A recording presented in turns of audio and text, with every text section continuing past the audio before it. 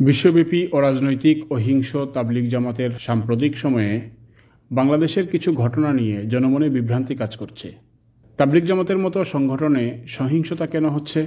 তাবলিগ বিভক্তির পেছনে তৃতীয় শক্তির উত্থানের নেপথ্য নিয়ে নানান কথা হচ্ছে। আর ধোঁয়াশা নয়, এবার বেরিয়ে আসবে আসল সত্য। কারা বাংলাদেশে তাবলিগকে নিয়ন্ত্রণ করতে চায়, কিভাবে করতে চায়, এই সংঘাত তৈরিতে তাদের ভূমিকা কী? আজ সেই কালো অধ্যায় তথ্য প্রমাণসহ তুলে ধরব আপনাদের সম্মুখে। তাবলিগের মেহনত আমরা সবাই করি বা না করি, সমগ্র বিশ্বের মধ্যে বাংলাদেশ যে তাবলিগের মেহনতের জন্য একটি বিখ্যাত জায়গা, সেটা আমরা কম বেশি সবাই জানি। এবং এজন্যই এটা আমাদের বাঙালি মুসলমানদের জন্য গর্বের একটা বিষয় হয়ে দাঁড়িয়েছে। বিশেষ করে আমাদের দেশের রাজধানী ঢাকা সংলগ্ন টঙ্গীর ময়দানে যুগ যুগ ধরে হয়ে আসা বিশ্ব ইজতেমার আখেরি মোনাজাতে অংশ নিয়ে সব মুসলমানই গর্বিত বোধ করেন। বাংলাদেশের মুসলমানদের এই গর্বের জায়গাকে নিয়ে যখন কেউ কূটকৌশল অবলম্বন করে অন্যায়ভাবে কিছু সুবিধা অর্জন করতে চায়, তখন সেটা হয় খুবই দুঃখজনক। এরকমই গুরুত্বপূর্ণ কিছু কালো অধ্যায় সম্পর্কে জানব, যা শুনে আপনি নিজেও ভাবতে শুরু করবেন, এতদিন কি শোনানো হয়েছিল আর আজ কি শুনছি। এছাড়াও এই প্রতিবেদনের মধ্যেই আপনি 18 ডিসেম্বর সম্পর্কিত বিস্তারিত তথ্য পাবেন, যেখানে আপনি দেখতে পাবেন কিভাবে একটি গোষ্ঠী তাবলিগের মতো এই মহান মেহনতকে নিজেদের স্বার্থ অর্জনের জন্য ব্যবহার করে বাঙালি মুসলমানের আবেগ ও গর্বের এই জায়গাকে কলুষিত করতে চায়। বর্তমান বাংলাদেশ সহ সারা বিশ্বের মধ্যে তাবলিগের মেহনত দুটি ধাপে পরিচালিত হচ্ছে। এক পক্ষ ইসলামিক চিরায়ত নিয়ম অনুযায়ী আমিরকে মেনেই মেহনত করেন, অপরপক্ষ আমিরকে না মেনে রাজনৈতিক মিশ্রণে নিজেদের মনগড়া পদ্ধতিতে মেহনত করেন, যদিও এ পদ্ধতির অস্তিত্ব কোরআন হাদিসের কোথাও নেই। এদের মধ্যে এক পক্ষকে সাদপন্থী হিসেবে সাব্যস্ত করা হয়, যেহেতু পুরো বিশ্বের তাবলিগের মেহনতের সাথীরা যাকে আমির মানেন, অর্থাৎ দিল্লির মাওলানা সাদ সাহেবকে, ইনারাও তাকেই আমির মানেন। অপর পক্ষকে জুবায়েরপন্থী তথা বাংলাদেশ সহ অন্যান্য দেশে উদ্ভূত নতুন ধারা অর্থাৎ মাওলানা জুবায়ের সহ অন্যান্যদেরকে মেনে মেহনত করেন। প্রকাশ থাকা আবশ্যক যে দিল্লির মাওলানা সাদ সাহেব আমির হবার পর এই মেহনতকে ব্যবহার করে ব্যক্তিগত স্বার্থ অর্জন সংক্রান্ত বিষয়ে গুরুত্বপূর্ণ কিছু সংস্কারমূলক সিদ্ধান্ত গ্রহণ করেন। এর প্রেক্ষিতেই তার অনুসরণ থেকে বের হয়ে নতুন এই ধারার সৃষ্টি হয়েছে বলে অনেকেই মন্তব্য করেছেন। 15 তারিখ সকালে আলোচিত ঘটনার পূর্ববর্তী সময়ে কাকরাইলে মাওলানা জুবায়ের সাহেবের কিছু কথা আমরা শুনে আসি। ঠিক আছে ভাই, আপনাদের মধ্যে দুইটা সাথী নিজেদের হালকা অথবা এলাকায় পাঠাই দেন, যারা লোকজনকে ধরে ধরে নিয়ে আসবে, আর বাকিরা এখান থেকে বন্ধ যাবে, টঙ্গি যাবে। ঠিক আছে ভাই, ইনশাআল্লাহ। এখন আপনারা কি করবেন? ওনারা যদি নিজেরা বৈশা কারা থাকবে, কারা এখান থেকে ময়দানে যাবে এবং কারা লোক তৈরি করার জন্য যাবে, এগুলি আপনারা তরতিব করেন। শুনলেন কিরকম কঠোর অবস্থানে স্বয়ং নেতা জুবায়ের সাহেবই ছিলেন। তাবলিগের চিরায়ত নিয়ম অনুযায়ী হেদায়েতি কথা বলে দোয়া করে দেওয়ার পরে জামাতগুলো আল্লাহর রাস্তায় দূর দূরান্তে বিভিন্ন জেলায় চলে যাওয়ার কথা।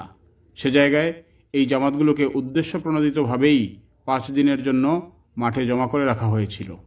অথচ আগের দিন 14 তারিখ উভয় পক্ষই লিখিত সমঝোতায় পৌঁছেছিলেন 15 তারিখ জুবায়েরপন্থীরা মাঠ ছেড়ে দেবেন। এ সম্পর্কে আরও বিস্তারিত সামনে আসছে।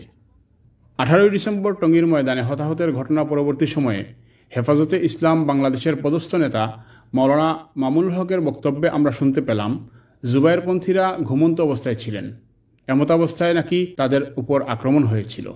হামলা হয়েছে রাতের অন্ধকারে, অতর্কিতে সন্ত্রাসীরা আক্রমণ চালিয়ে তবলিগ ঘুমন্ত এবং সেখানে দায়িত্বরত আমাদের যে সকল তবলিগের সাথী ভাইয়েরা ছিলেন তাদেরকে হত্যা করেছে এবং তাদেরকে আহত করেছে। এক্ষেত্রে জনমনে প্রশ্ন হচ্ছে, ঘুমন্ত ব্যক্তিরা কিভাবে উত্তরা আবদুল্লাপুর, টঙ্গী চেরাগালি ও টঙ্গী স্টেশন রোড এলাকায় লাঠিসোঁটা নিয়ে সমগ্র বাংলাদেশ থেকে আগত তাবলিগের সাথীদের গাড়িগুলোর উপর হামলা করতে পারে? শুধু কি রাস্তায়? আসলেই শুধু যদি রাস্তায়ও হতো তাহলেও সেটা খুবই দুঃখজনক হতো। আসুন ওই সময়ে বিভিন্ন জেলা থেকে ইজতেমা ময়দানে আগত সাথীদের উদ্দেশ্যে জুবায়েরপন্থীদের এক নেতা ঢাকা উত্তরার আজগর আলী ওরফে পিস্তল আজগর সাহেবের হুমকিমূলক হোয়াটসঅ্যাপ বার্তা শুনে আসি। আমি আলী আসগর এই মুহূর্তে টঙ্গী ময়দানে শত শত অগণিত সাথী আমাদের ময়দানে সব জায়গায় পাহারা দিচ্ছি। আমরা আসলে একটারও একরম ছাড়া ছাড়বো না। কি বলেন? সারা রাত জেগে আছি আমরা ময়দানে, সারা রাত জেগে থাকবো। এখন পুরো ময়দান টহল হবে। পুরো ময়দান ফানাফিল্লা করে বলেছি আমরা। কি বলেন? আরো সাথী সারা রাত আসবে, বাসে বাসে সাথী আসতেছে, বাসে বাসে সাথী আসতেছে বিভিন্ন জেলা থেকে। আর খালি উল্টা পাল্টা করে দেখবেন, আশপাশে তো আমাদের জামাত ভরা। কত জামাত চান আপনি? আমরা মুজাহিদরা আসি ময়দানে। তাবলিগের ফাজাইলে তাবলিগের প্রথম আয়াত দেখেন, প্রথম আয়াত কি লেখা আছে? মুজাহিদরা তলোয়ার দিয়ে দৌড়াবে, তলোয়ার দিয়ে দাওয়াত দিবে মুজাহিদরা। আমরা মুজাহিদ সব এখানে টঙ্গী ময়দানে। শুনলেন কিরকম ধ্বংসাত্মক পরিকল্পনা নিয়ে ওনারা মাঠে উপস্থিত ছিলেন। প্রতিবেদন দীর্ঘায়িত না হওয়ার ভাবনা থেকে আপনাদেরকে মাত্র একটি ভয়েস শোনানো হলো। ওই দিন রাতে জুবায়েরপন্থীদের সোশ্যাল মিডিয়ায় এরকম শত শত হুমকিমূলক ছবি, ভিডিও, লেখা ও ভয়েসে ভরপুর ছিল। যখন সন্ধ্যা থেকে মধ্যরাত্রি পর্যন্ত সাথীদেরকে রাস্তায় বাধা দিয়ে এবং সশস্ত্র হামলা করে নিবৃত রাখা যাচ্ছিল না, তখন আবার আনুমানিক মধ্যরাত পেরিয়ে যাওয়ার পর টঙ্গী ময়দানের উত্তর পশ্চিম দিক থেকে কামারপাড়া ব্রিজ অভিমুখে চলমান হামলাগুলোর অংশ হিসেবেই আবারও হামলা পরিচালিত হয়। ওই দেখেন ওরা ভিডিও ইট মারতেছে, মাদ্রাসার ছাত্ররা ইট মারতেছে।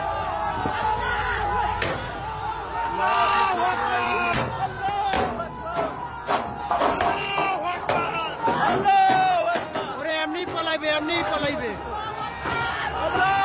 ওই দেখেন ইট মারতেছে, এই যে ইট মারতেছে, এই যে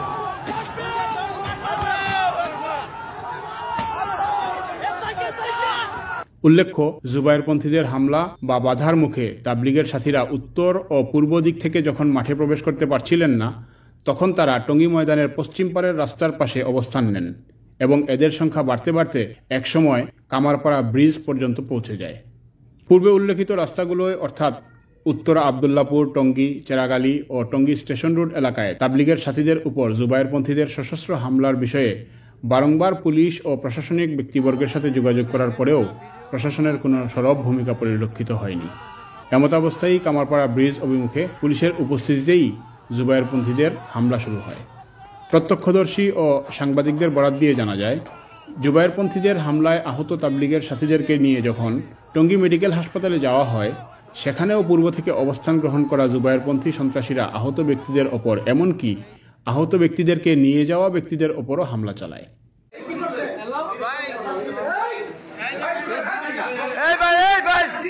ভাই ইমার্জেন্সির ভিতরে মারামারি করেন না, ভাই ইমার্জেন্সিতে মারামারি ভাই দাঁড়ান, মেডিকেলের ভিতরে মারামারি করেন না আপনারা।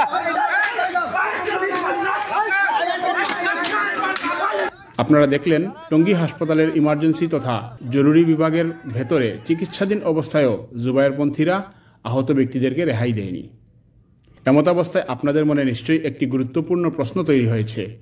নেতার কথা মতো অর্থাৎ মামুনুল হকের ভাষ্য অনুযায়ী আপনারা যদি মাঠে ঘুমিয়ে ও তাহাজ্জুদ নামাজে রত অবস্থায় থাকেন, তাহলে এতগুলো হামলার ঘটনা কারা ঘটিয়েছিল?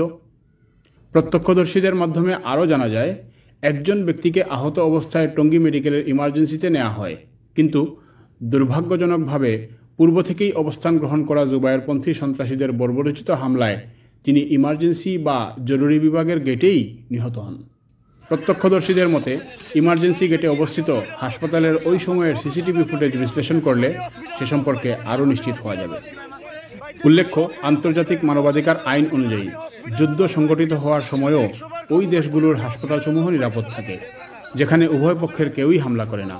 কিন্তু ধর্মের অন্তরালে লুকিয়ে থাকা মনুষ্যরূপী পিশাচ তথা জুবায়েরপন্থী হায়নাদের থেকে হাসপাতালগুলোও নিরাপদ ছিল না, যার আরও বিস্তারিত প্রমাণ আপনারা সামনে দেখতে পাবেন।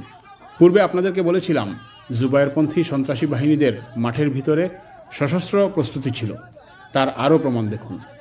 এই ছবি এবং ভিডিও যে সময় সংগ্রহ করা হয়, তখন পুলিশ ও প্রশাসনের পদস্থ কর্মকর্তা থেকে শুরু করে সেনাবাহিনীর ব্যক্তিবর্গরাও উপস্থিত ছিলেন। তাদের উপস্থিতিতেই জুবায়েরপন্থী প্রায় ৬২ জন সশস্ত্র সন্ত্রাসীকে আটক করা হয়, যাদের নামের তালিকা করে পরবর্তীতে প্রশাসনের নিকট নামের তালিকা সহ ব্যক্তিদেরকে বুঝিয়ে দেওয়া হয়, যার ভিডিও ফুটেজ আপনারা দেখছেন। উসমান গনি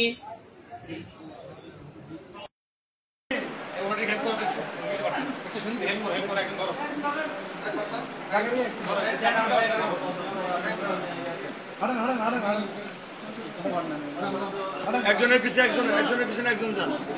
ইজতেমার সময় এটা আমরা ইজতেমার হিসেবে ব্যবহার করি, স্বাভাবিক নিয়মে ইজতেমার সময় এরা গ্যাস থেকে বেরো চলে যায়, কিন্তু তাদের কি সরকারের কর্তৃপক্ষ বাচ্চাদেরকে রাখছেই হচ্ছে আমাদের মানব ঢাল হিসেবে আমাদেরকে প্রতিরোধ করা। দুঃখজনক সহিংস ঘটনা পরবর্তী সময়ে প্রশাসনিক ব্যক্তিবর্গের উপস্থিতিতে যখন মূলধারার তাবলিগের সাথীরা মাঠে প্রবেশ করেন তখন ভোরের আলো ফুটে উঠেছে। এদিকে টঙ্গী হাসপাতালে জুবায়েরপন্থীদের হামলার শিকার হয়ে হাসপাতালেও নিরাপত্তাহীনতার কারণে যখন তাবলিগের সাথীরা ঢাকা মেডিকেলে যায়, দুর্ভাগ্যজনকভাবে সেখানেও জুবায়েরপন্থী একদল সন্ত্রাসী এসে হামলা চালায়। বরাবরের মতো এখানেও পুলিশ ও প্রশাসনিক ব্যক্তিবর্গ উপস্থিত ছিলেন, কিন্তু তাদের হামলার তীব্রতা এত বেশি ছিল যে সাধারণ জনগণ থেকে শুরু করে হাসপাতালের কর্মকর্তা কর্মচারীবৃন্দ এবং প্রশাসনিক ব্যক্তিবর্গও তাদেরকে থামাতে অনেকাংশেই ব্যর্থ হয়েছেন।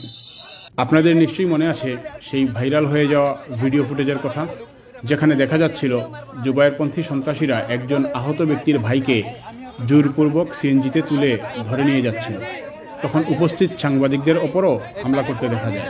পাশাপাশি সাংবাদিক যখন জিজ্ঞেস করলেন তাকে আপনারা কোথায় নিয়ে যাচ্ছেন, অপরাধী মনে হলে আপনি তাকে পুলিশে দিন, উত্তরে সন্ত্রাসীদের একজন বললেন তাকে কাকরাইলে নিয়ে যাচ্ছি, কারণ সেখানে বড় পুলিশ আছে।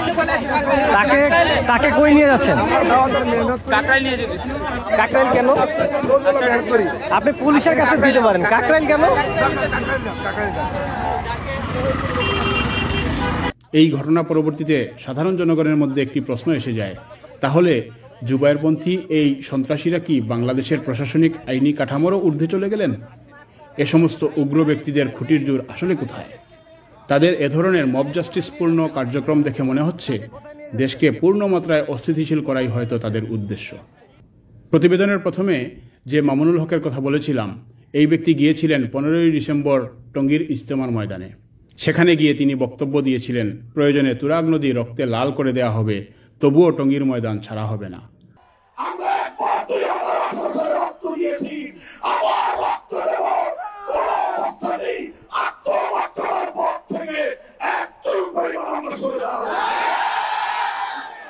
এ সময় মাননীয় প্রধান উপদেষ্টা নিরাপত্তা বিষয়ক বিশেষ সহকারী খোদা বক্স ও গাজীপুরের পুলিশ কমিশনার নাজমুল সাহেবের পদত্যাগ দাবি করে বক্তব্য দিতেও দেখা যায়, অথচ তারা উভয় পক্ষের মধ্যে নিরপেক্ষভাবেই সমঝোতা করে দিয়েছিলেন। বাংলাদেশে ইসলাম বিদ্বেষী এই চলমান শান্তিপ্রিয় প্রক্রিয়ার প্রথম দুশ্মন হলো খোদা বক্স, দ্বিতীয় দুশ্মন হলো নাজমুল করিম। গাজীপুরের পুলিশ কমিশনার এবং বর্তমান সরকারের এই স্বরাষ্ট্র মন্ত্রণালয়ের খণ্ডিত দায়িত্বের অংশ হিসেবে তিনি দায়িত্ব পালন করছেন। এই খোদা বক্স এবং নাজমুল করিমকে অপসারণ করতে হবে। এক্ষেত্রে জনমনের প্রশ্ন তৈরি হয়েছে, মামুন সাহেবদের মতের বিরুদ্ধে গেলেই কি তাদেরকে পদত্যাগ করতে হবে? আপনি কি জানেন এই বক্তব্যের পিছনে আসলে ঘটনা কি ছিল? 14ই ডিসেম্বর গাজীপুরের প্রশাসনিক ব্যক্তিবর্গের উপস্থিতিতে সুশীল সমাজ ও রাজনৈতিক ব্যক্তিবর্গের সমন্বয়ে উভয় পক্ষের মধ্যে একটি লিখিত সমঝোতা হয়েছিল।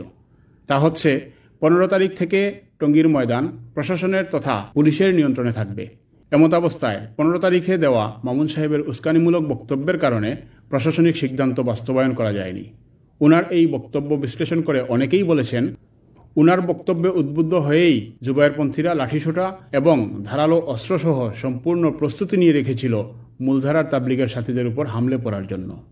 এবার 14 তারিখের সমঝোতা বৈঠকে সুশীল সমাজের পক্ষ থেকে উপস্থিত থাকা সাবেক ছাত্র শিবির সভাপতি সালাউদ্দিন সাহেবের মন্তব্য শুনুন।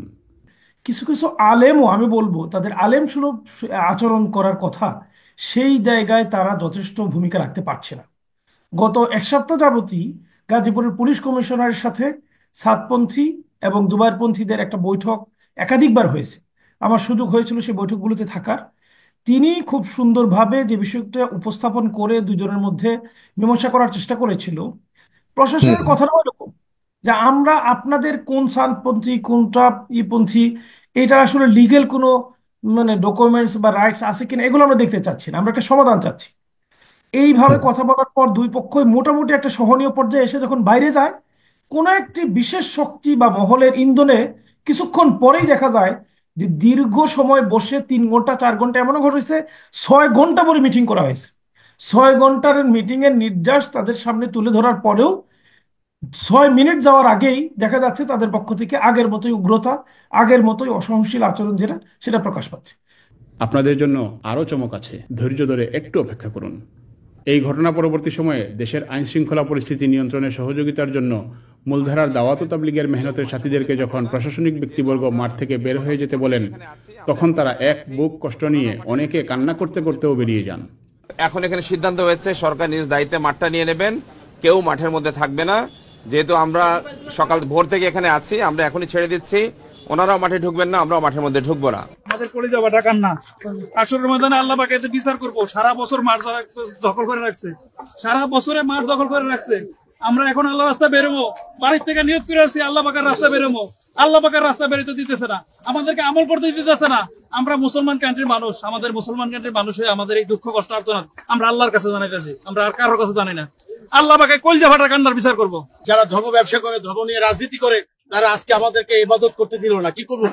আমরা নিরুপায় নিবৃত্তে চলে যেতেছি, আমাদের এই চোখের পানি আল্লাহর কাছে পৌঁছে যাবে এবং আল্লাহ এর বিচার করবে। এসেছিলেন এখান থেকে আল্লাহর জন্য আল্লাহর রাস্তায় বের হয়ে যেতে, অনেকে এসেছিলেন তাবলীগের মুরব্বীদের বয়ান শুনে নিজেদের জীবনকে আরো সংশোধন করার জন্য।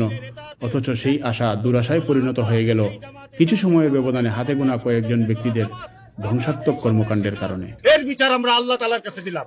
কেন আমাদেরকে বৈষম্য শেখানো? আমরা আল্লাহর জন্য করছি, আল্লাহ এর বদলা দেবে ইনশাআল্লাহ। আমরা আল্লাহর কাছে বদলা দেব। হতাহতের এই ঘটনায় মূলধারার তাবলীগের সাথী নিহত বেলাল সাহেবের ছেলে ঘটনা পরবর্তী সময়ে দুবার মামলা করতে গেলেও মামলা গ্রহণ করা হয়নি। কি কারণে গ্রহণ করা হয়নি সেটার উত্তর একটু পরেই পেয়ে যাবেন। বলতে সাতপন্থী যাদেরকে বুঝাই এটা নাকি নিজামুদ্দিন মার্কাজের জিম্মাদার বা মানে মাওলানা সাদের অনুসারী আমির সাহেব কামির মাইনা মেহনত করে, তো নিজামুদ্দিনের অনুসারী হিসেবে আব্বু দীর্ঘদিন ধরে ছিল। প্রিয় দর্শক, অনুসন্ধানী এই প্রতিবেদনের এ পর্যায়ে এসে আপনাদেরকে একটি গুরুত্বপূর্ণ তথ্য জানিয়ে রাখি। 17 ডিসেম্বর রাত আনুমানিক 10টার দিকে বর্তমান সরকারের নীতি নির্ধারক পর্যায়ের দুই বিশিষ্ট সমন্বয়ক হাসনাত এবং সার্জিস আলম চলমান সংকট নিরসনের লক্ষ্যে মূলধারার তাবলীগের মুরব্বীদের সাথে আলোচনা করেন। আলোচনার ভিত্তিতে তারা এই সিদ্ধান্তে পৌঁছান যে মূলধারার অর্থাৎ মাওলানা সাদ অনুসারীরা 20 ডিসেম্বর থেকে তাদের জোরের কার্যক্রম শুরু করবেন এবং 25 ডিসেম্বর তা শেষ করে সরকারের নিকট মাঠ বুঝিয়ে দেবেন। এই লক্ষ্যে 18 তারিখ ফজরের পরে তারা মাঠে প্রবেশ করবেন। উক্ত সিদ্ধান্তের দায়িত্ব গ্রহণ করে তারা অপর পক্ষের সাথে আলোচনা করে চূড়ান্ত সিদ্ধান্ত জানাবেন বলে মূলধারার তাবলীগের মুরব্বীদের থেকে বিদায় নেন। জুবাইরপন্থীদের পক্ষ থেকে একটি আশঙ্কা প্রকাশ করা হয়েছিল যে মূলধারার সাথীরা মাঠে প্রবেশ করলে হয়তো তারা আর মাঠের দখল ছাড়বেন না। বিশিষ্ট সমন্বয়ক সার্জিস আলম সাহেবের বক্তব্যে সেই আশঙ্কার প্রতিফলন দেখা যায় বলে অনেকেই মনে করেছেন। এই ঘটনাতেই লুকিয়ে আছে আসল রহস্য। বৈঠকের পর সমন্বয়কগণ যখন অপরপক্ষের সাথে আলোচনার উদ্দেশ্যে কাকরাইল মার্কাজে পৌঁছান, এর কিছুক্ষণ পরেই মাঠের ভেতর থেকে ঘটে হামলার ঘটনা। বিশ্লেষণে দেখা যায় পূর্ব পরিকল্পিতভাবে মাঠের দখল নিয়ে জুবাইরপন্থীরা কঠোর অবস্থানে ছিলেন। তারা বুঝতে পেরেছিলেন হাসনাত ও সার্জিস আলমের যৌক্তিক ও দায়িত্বশীল প্রস্তাব ফেলার আর কোনো সুযোগ নেই। তাই আলোচনা চলাকালীন সময়ে মাঠের মধ্যে ঝামেলা সৃষ্টি করে পরিস্থিতি ঘোলাটে করার চেষ্টা করা হয়, যেন নিজেদের উদ্দেশ্য বাস্তবায়ন করা যায়। এবং দুঃখজনক হলেও সত্য, শেষ পর্যন্ত সেই পরিকল্পনাই বাস্তবায়িত হয়েছে। আপনাদের জায়গা থেকে যেই একটা অনিশ্চয়তা আরেক পক্ষের মধ্যে কাজ করছে যে এই যে 5 দিনের জন্য আপনারা জোর কালকে থেকে যেটা শুরু করবেন, যেটা 25 তারিখ বিকালে শেষ হওয়ার কথা, একটা পক্ষের মধ্যে হয়তো এই অনিশ্চয়তা আছে যে সেদিন ছেড়ে যাবে কিনা। তো আপনারা যেহেতু আপনাদের জায়গা থেকে কথা দিয়েছেন যে সেই দিন আপনারা 25 তারিখ বিকালে যখন আপনাদের ছাড়ার সময় আপনারা তখনই ছেড়ে যাবেন, আপনাদের এই কথাকে আমরা আমানত হিসেবে নিচ্ছি এবং তাদের কাছে আমরা এই দায়িত্বটা পুরো আপনাদের দায়িত্ব আমরা নিব তাদের কাছে। তাদের পক্ষ থেকে আমরা এটা দায়িত্ব নিচ্ছি যে তারা তাদের সময় মতো এটা ছেড়ে চলে যাবে। এখানে বিন্দু মাত্র অনিশ্চয়তার কিছু নাই এবং এই কারণে আপনাদেরকে সুন্দরভাবে সুযোগ করে দেওয়ার জন্য তারাও যেন চলে যাওয়া না, বরং আপনাদের হাতে ওই দায়িত্বটা অর্পণ করে যায়। প্রতিবেদনের এ পর্যায়ে এসে আমি যদি আপনাকে জিজ্ঞেস করি, এরকম একটি ভয়ঙ্কর হতাহতের ঘটনা পরবর্তী সময়ে এই মাঠ কাদের নিয়ন্ত্রণে থাকা উচিত বলে আপনি মনে করেন? নিশ্চয়ই প্রতিটি চিন্তাশীল ব্যক্তি উত্তর দেবেন, অবশ্যই প্রশাসনের নিয়ন্ত্রণে থাকবে। এটাই তো হওয়ার কথা এবং এটাকে ক্রাইম জোন বিবেচনা করে তদন্তের স্বার্থে আলামত নষ্ট হয়ে যাওয়ার আশঙ্কায় এর ধারে কাছেও কাউকে ঘেঁষতে দেয়া হবে না। কিন্তু না, এরকমটি হয়নি। কেন জানেন? কারণ মামুনুল হকরা এই সমাজকে পরিচালিত করেন। তারা যেটা বলেন সেটাই এই দেশের নিয়মে পরিণত হয়, যা সবাইকে মানতেও বাধ্য করা হয়। যদিও ঘটনা পরবর্তী সময়ে প্রশাসনিক ব্যক্তিবর্গ তাবলিগের উচ্চ পর্যায়ের মুরব্বীদের সাথে বলেছিলেন, শান্তি শৃঙ্খলা রক্ষার স্বার্থে আপনারা আপনাদের সাথীদেরকে মাঠ থেকে বের করে দিন, মাঠের নিয়ন্ত্রণ প্রশাসনের নিকটে থাকবে, কিন্তু তারা ঘটালেন সম্পূর্ণ বিপরীত। মেট্রোপলিটন আইনের 30-31 ধারা বলে যে 3 কিলোমিটার মধ্যে ইজতেমা ময়দানে 3 কিলোমিটারের মধ্যে কোনো রকম কোনো সমাবেশ হবে না, অস্ত্রশস্ত্র লাঠি বিস্ফোরক দ্রব্য নিয়ে কেউ চলাচল করবে না, 2 এর অধিক ব্যক্তির কোনো সমাবেশ এখানে ঘটবে না। ওই দিন রাতেই পুনরায় টঙ্গী ময়দান, মার্কাজ মসজিদ ও আশপাশের এলাকার নিয়ন্ত্রণ পুনরায় জুবায়েরপন্থী তথা সন্ত্রাসী বাহিনীর হাতেই ন্যস্ত হয়। অথচ মূলধারার তথা মাওলানা সাদ অনুসারীরা প্রশাসনিক সিদ্ধান্ত মেনেই, অর্থাৎ দেশীয় আইনের প্রতি শ্রদ্ধা রেখে মাঠ থেকে বেরিয়ে গিয়েছিলেন।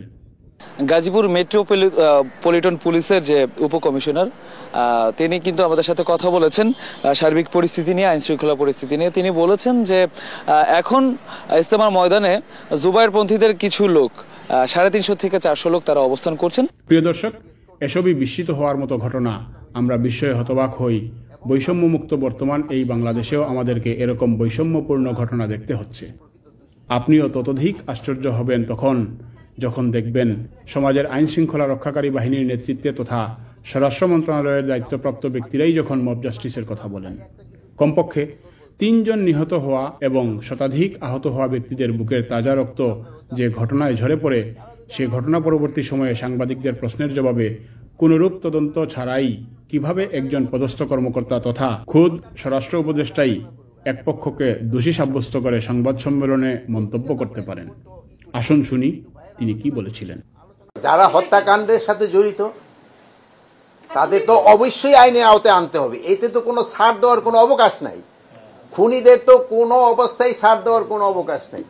আর আমার ভাইয়েরাই আজকের ভিতরেই তারা একটা কেস করবেন, মানে যে 4 জন হত্যা হয়েছে তাদের জন্য, এবং তাদের সাথে সাথে আমরা যাদের পাবো, মানে যারা প্রকৃত দোষী তাদের আমরা আইনের আওতায় নিয়ে আসবো।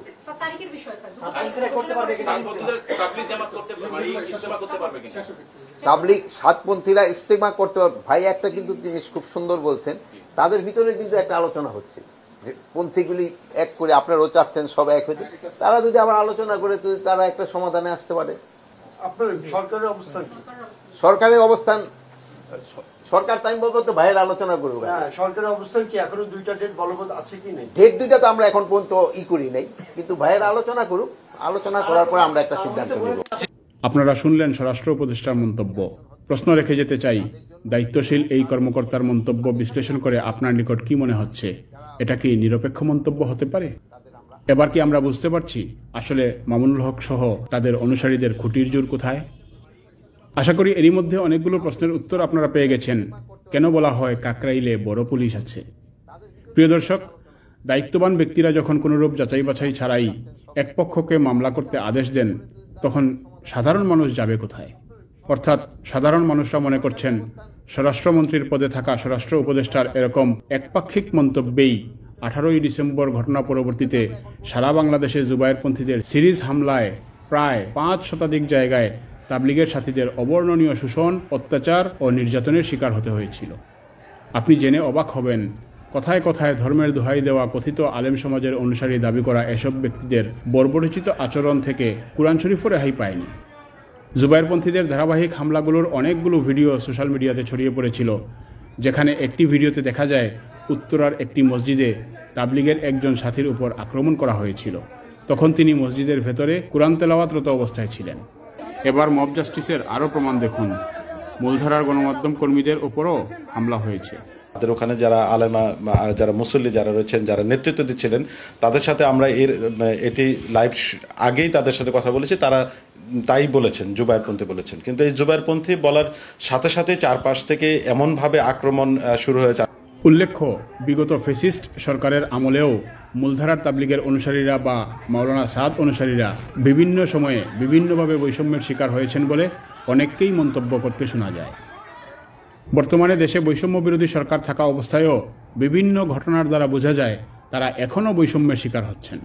যেমন কাকরাইল মসজিদ, সাতপন্থীদেরকে 14 দিন, জুবায়েরপন্থীদেরকে 28 দিন ব্যবহার করতে দেওয়া, ইজতেমা ময়দানে জুবায়েরপন্থীদেরকে সবসময়ই প্রথমে ইজতেমা করতে দেওয়া সহ পুরো দেশে সাতপন্থীদের জামাতগুলোকে বাধাগ্রস্ত করা এবং তাদের বিভিন্ন জেলা ইজতেমাগুলোতেও বাধা প্রদানের মাধ্যমে এখনও বৈষম্যের শিকার হতে দেখা যাচ্ছে। যদিও পূর্বের সরকারের শাসনামলে একই ধরনের বৈষম্যের বিরোধিতায় বর্তমানে পুলিশ হেফাজতে থাকা মাওলানা মুয়াজ বিন নূরকে তৎকালীন সরকারের স্বরাষ্ট্রমন্ত্রীর পদত্যাগ দাবি করতেও দেখা যায়। আমাদের স্বরাষ্ট্রমন্ত্রী মহোদয় স্পষ্ট করে বললেন, যদি আওয়ামী লীগ ক্ষমতায় আসে, আমি যদি মন্ত্রী নাও হই, তবু সাদ সাহেবকে আমি যে কোনো মূল্যে বাংলাদেশে নিয়ে আসব। এই শর্তের উপরে আমরা দ্বিতীয় পর্বে ইজতেমা করতে রাজি হয়েছি। তাই আমরা জিজ্ঞেস করতে চাই, সাদ সাহেবের মতো একজন ব্যক্তির নিরাপত্তা বিধান করতে সংশ্লিষ্ট কর্তৃপক্ষকে ব্যর্থ হয়েছেন? যদি ব্যর্থ হন, 5 বছর যাবৎ তিনি ব্যর্থতার পরিচয় দিয়ে থাকেন, তাহলে এই পদে থাকার অধিকার তার নাই। তাকে অপসারণ করা হোক এবং সেই জায়গায় যিনি সৎসাহসী হবেন, দায়িত্ববান হবেন, উভয়ের মধ্যে সমতা বিধান করে দ্বন্দ্ব মিটানোর ক্ষেত্রে যিনি অবদান রাখতে পারবেন, এমন কাউকে তার স্থলাভিষিক্ত করা হোক। এতৎসত্ত্বেও কিছু কুচক্রী মহলের মধ্যে মাওলানা সাদ অনুসারীদেরকে আওয়ামী লীগের ট্যাগ লাগিয়ে জনবিচ্ছিন্ন করার এক ধরনের হীন প্রয়াস দেখা যাচ্ছে। যদিও জুবায়েরপন্থীদের নেতা মাওলানা মামুনুল হক সহ অন্যদেরকেও জুলাই আন্দোলন চলাকালে 24শে জুলাই তৎকালীন ফ্যাসিস্ট সরকারের স্বরাষ্ট্রমন্ত্রীর সাথে একাত্মতা পোষণ করে বৈষম্য বিরোধী ছাত্র আন্দোলনে তাদের দল অংশগ্রহণ করেনি এবং বাংলাদেশের সাধারণ মানুষের দ্বিতীয়বার স্বাধীনতার এই আন্দোলনের বিরোধিতা করে মন্তব্য করতেও দেখা গিয়েছিল। এমনকি তৎকালীন সময়ের ফ্যাসিস্ট সরকারের পদলেহন করে মাওলানা মামুনুলকে অসংখ্য বক্তব্য দিতেও দেখা যায়। তারাই এখন বিপ্লবী সেজে পেশি শক্তির জোর খাটিয়ে মাদ্রাসার অবুঝ ছাত্রদেরকে ব্যবহার করে সমাজ তাদের সিদ্ধান্তে পরিচালিত করতে চায়। আপনারা যারা আলেম ওলামাদের বক্তব্যকে বিকৃত করে বঙ্গবন্ধুর বিরোধী বক্তব্য বলে সাব্যস্ত করেছেন, আপনারা বঙ্গবন্ধুর অমর্যাদা করেছেন। আপনাদের বক্তব্য প্রত্যাহার করেন। আমি চ্যালেঞ্জ করলাম, আমার কোনো কথা, কোনো একটা অক্ষর বঙ্গবন্ধুর জন্য মর্যাদা হানিকর দেখাতে পারবেন না। ইভেন আওয়ামী লীগের দলের বিরুদ্ধে আমার কোনো বক্তব্য নাই। জি, আমরাও সেটাই বলছি, জাতীয় সেটাই জানে। জাতির আরও মনে আছে, এই মামুন সাহেব সহ হেফাজতের নেতারাই তাদের নিজেদের স্বার্থ অর্জনের জন্য 5ই মে শাপলা চত্বরের শহীদদের রক্তের সাথে বেইমানি করে তৎকালীন ফ্যাসিস্ট স্বৈরাচারী কথিত সরকার প্রধানকে কওমি জননী উপাধিও দিয়েছিলেন। আসুন আমরা শুনি মামুন সাহেবের বড় ভাই মাহফুজ সাহেবের উপস্থাপনায় সেই অনুষ্ঠানের কিছু অংশ। দেখছি আমাদের আসনে ইতিমধ্যেই উপস্থিত হয়েছেন আজকের এই শুকরানা মাহফিলের মাননীয় প্রধান অতিথি, গণপ্রজাতন্ত্রী বাংলাদেশ সরকারের মাননীয় প্রধানমন্ত্রী শেখ হাসিনা তার প্রধান অতিথির আসন অলংকৃত করতে যাচ্ছেন। শুকরানা মাহফিলের পক্ষ থেকে আমরা জানাই আন্তরিক অভিনন্দন, মোবারকবাদ। জাতির জন্য দুর্ভাগ্যজনক হলেও সত্য, যারা এই বৈষম্য বিরোধী সরকারই চাননি তাদেরকেই এখন স্বরাষ্ট্র উপদেষ্টার পাশেই দেখতে পাওয়া যায়। প্রিয় দর্শক, বহু আগে আল্লামা জালালউদ্দিন রুমি বলেছিলেন, মদ ব্যবসায়ী কখনো মাতাল হয় না, আর ধর্ম ব্যবসায়ীরাও কখনো ধার্মিক হয় না, যার বাস্তব প্রমাণ এবারের ঘটনাসহ বিগত বছরগুলোতে বাংলাদেশে এক শ্রেণীর অর্থলিপ্সু সুবিধাভোগী কথিত আলেম সমাজ তথা ওলামায়ে সুদের কার্যকলাপ দেখলেই বোঝা যায়। দর্শক, তাবলিগকে আমরা বরাবরই শান্তিপ্রিয় একটি সংগঠন হিসেবে দেখে এসেছি, ছিলও তাই। কিন্তু এই তাবলিগের মধ্যেই যখন রাজনৈতিক ব্যক্তিদের আনাগোনা শুরু হয়, তখন থেকেই শান্তিপ্রিয় এই সংগঠন অশান্ত হয়ে ওঠে। এ ব্যাপারে জনমত জরিপ যাচাই করার পর জানা যায়, বেশিরভাগ সাধারণ তাবলিগের সাথীরাই মনে করছেন, কোনো রাজনৈতিক সুবিধাভোগী ব্যক্তি বা গোষ্ঠী হয়তো ভাবছেন তাবলিগের মধ্যে একটি বিশাল জনগোষ্ঠী আছে, কোনোভাবে যদি তাদেরকে নিয়ন্ত্রণে আনা যায়, অর্থাৎ রাজনৈতিক নেতাদের অধীনস্থ করা যায়, তাহলে এই রিজার্ভ ভোট ব্যাংক ব্যবহার করে হয়তো ক্ষমতায় যাওয়ার স্বপ্ন পূরণ হতে পারে। উল্লেখ্য, বাংলাদেশের তাবলিগ দুটি ভাগে বিভক্ত হবার পর থেকে একটি ভাগের মধ্যে যদিও শান্তি বিনষ্ট হয়েছে, কিন্তু অপর ভাগের মধ্যে এখনও শান্তি বিরাজমান বলে অনেকেই মন্তব্য করছেন। এরই ধারাবাহিকতায় মাওলানা সাদ অনুসারীরা, অর্থাৎ 100 বছর ধরে চলে আসা তাবলিগের মূলধারার অনুসারীরা উল্লেখিত ঘটনার পূর্বে প্রায় 36টি চিঠি বিভিন্ন সময়ে বিভিন্নভাবে প্রশাসনিক ব্যক্তিবর্গের নিকট উপস্থাপন করেছিলেন। তারা আজকের এই পরিস্থিতি অনেক আগেই আঁচ করতে পেরেছিলেন। কেননা বিগত বছরগুলোতে তারাই বারংবার বিভিন্ন জায়গায় নির্যাতনের শিকার হয়ে এসেছেন। যদি প্রশাসনিক ব্যক্তিবর্গ আগেই সচেতন হতেন তাহলে এরকম একটি মর্মান্তিক ঘটনা হয়তো ঠেকানো যেত। এখন আপনারা দেখতে পাচ্ছেন 18 তারিখের আলোচিত ঘটনার মাত্র কয়েকদিন পূর্বে সাতপন্থী মুরব্বীদের কয়েকজন প্রশাসনিক ব্যক্তিবর্গের সাথে তাদের জোর আয়োজন সম্পর্কিত গুরুত্বপূর্ণ আলোচনা শেষ করে ফেরার পথে কিরকম হামলার সম্মুখীন হন। তবলিগের মুসলমান ভাইরা শুধরে যাক, এটা মুসলমানের কাজ না, এটা তবলিগের কাজ না। আমরা চাই যে তারা তাদের মতো তাদের এসব আচরণ বদলে ফেলুক, মানুষকে রাস্তার মধ্যে, মানে আমি যদি সঠিক বাংলায় বলতে চাই, হায়নার মতো ঝাঁপিয়ে পড়া আমাদের উপরে, কোনো রকম অপরাধ ছাড়া, কোনো রকম উস্কানি ছাড়া আমরা যদি মাঠে উকিঝুঁকি মারতাম, মাঠের গেইটে যেতাম বা তাদেরকে কোনো রকম ডিস্টার্বের চেষ্টা করতাম, তাহলেও না হয় এটা মানার একটা চেষ্টা করা যেত। এই ঘটনা দেখেও অনেকেই বলেছেন জুবায়েরপন্থীরা অনেক আগে থেকেই সশস্ত্র হামলার জন্য প্রস্তুতি নিয়ে রেখেছিল এবং একের পর এক সংঘবদ্ধভাবে হামলা চালিয়েছেন। এতদ পরিস্থিতি বিবেচনায় একটি গুরুত্বপূর্ণ প্রশ্ন সামনে চলে আসে, জুবায়েরপন্থী সন্ত্রাসী বাহিনীদের ধারাবাহিক নির্মম অত্যাচার ও নির্যাতনে নির্যাতিত ব্যক্তিরা যদি কখনো ফাইট ব্যাক করে বসে, তখন কি তারা সেটাকে সামাল দিতে পারবেন, নাকি প্রশাসন সেই পরিস্থিতি মোকাবেলা করতে পারবে, নাকি কোনো একটা নির্দিষ্ট মহল পরিকল্পিতভাবেই দেশকে এরকম ধ্বংসাত্মক পরিস্থিতির দিকে ধাবিত করতে চাচ্ছেন যেন বহির্বিশ্বের নিকট বাংলাদেশের ভাবমূর্তি ক্ষুণ্ণ করা যায়। প্রিয় দর্শক, সময় এসেছে বিদায় নেয়ার। কবি নজরুলের কবিতার দুটি লাইন বলে বিদায় নিচ্ছি। আমরা যদি না জাগি মা, কেমনে সকাল হবে, তোমার ছেলে উঠলে গো মা, রাত পোহাবে তবে।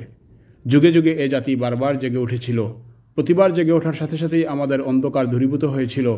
আমরা জেগেছিলাম জুলাই বিপ্লবেও, বিদায় নিতে বাধ্য হয়েছিল 15 বছরের ফ্যাসিস্ট স্বৈরাচার। আমাদেরকে আরেকবার জাগতে হবে, ধর্মীয় দিক বিবেচনায় নিয়ে। অনেক দেরি হয়ে যাওয়ার পূর্বে এখন গ্লোবাল ভিলেজের সময়। বাংলাদেশের মুসলিম মাইনরিটি বিষয়ে বৈশ্বিক মানবাধিকার সংস্থাগুলোর সতর্কতা ও মন্তব্য শুনে লজ্জিত হওয়ার পূর্বেই আমাদেরকে জেগে উঠতে হবে। আমরা আমাদের জাতীয় অনেক বড় বড় সমস্যার সমাধান কারো সাহায্য ছাড়াই করেছি, তবে এবারেরটা নয় কেন? যুগ যুগ ধরে চলে আসা বাংলাদেশি মুসলমানদের আবেগ ও গর্বের জায়গা তথা বিশ্ব ইজতেমার ময়দান সুরক্ষিত থাকুক এবং সবাই মিলে এমন একটি কার্যকর ব্যবস্থা গ্রহণ করা হোক, কোনো ধর্মীয় উগ্রপন্থী গোষ্ঠী যেন এটাকে ব্যবহার করে তাদের হীন উদ্দেশ্য সফল করতে না পারে। আসুন সবাই সচেতন হই, সবাই মিলে কার্যকর একটি পদক্ষেপ নেই। আল্লাহ হাফিজ।